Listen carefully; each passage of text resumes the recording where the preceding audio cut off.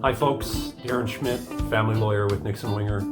So today the question is, can I pay the costs of maintaining the home while my ex stays in the house with the kids instead of paying for child support?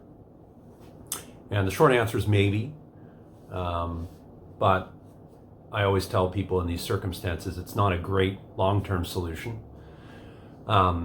And we'll get into that in a moment. But typically these scenarios arise early on in a separation where, and I'll just use the example, dad has left the family home and mom has stayed in the family home with the minor child or children of the marriage. Maybe dad's out living in an apartment or couch surfing or whatever, but mom is staying in the house with the kids.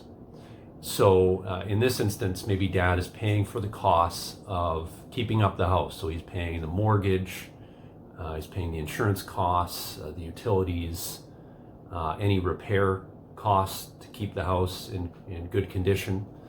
And those costs can obviously be significant, and they may in fact exceed what dad should be paying for child support under the child support guidelines. But again, it's not a good long-term solution. But before we get into that, let's talk a bit about child support. So firstly, child support's the right of children, and it's typically non-negotiable.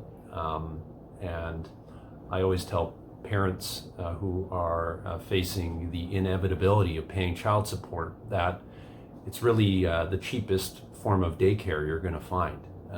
Typically, you're not going to find someone who can take your kids primarily, house them and feed them for any less than you're going to be paying your ex-spouse to look after your kids. And typically he or she is in the best position to look after them. So that said, child support again is the right of the children, and it's determined based on the child support guidelines. Child support guidelines have been in place now for decades, and they contemplate if there is a primary parenting arrangement whereby one parent has the kids in their care most of the time, at least 40% of the time or more, then the other parent is going to pay child support based on what their income is.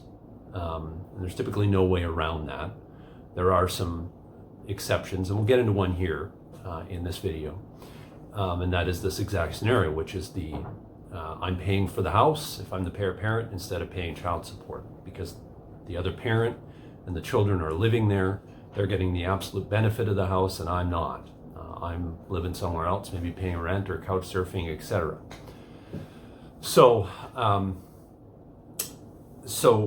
when is this going to come up is the question, I guess. And child support comes up, and it is the obligation of a parent to pay upon separation. So that right of your kids to get child support arises immediately upon separation.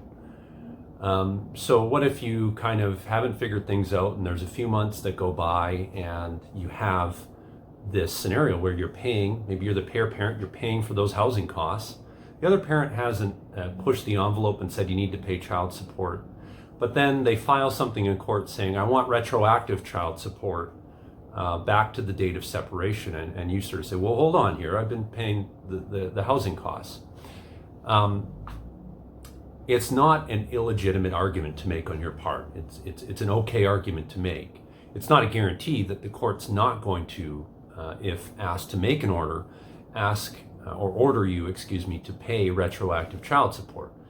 But rather you can argue, and in BC we have a provision in our Family Law Act, Section 150, which allows you to ask the court to say, well, retroactively make an order different than the amount of child support I should have paid under the child support guidelines, because under Section 150 it says as long as there's reasonable arrangements that have been made for the children's care,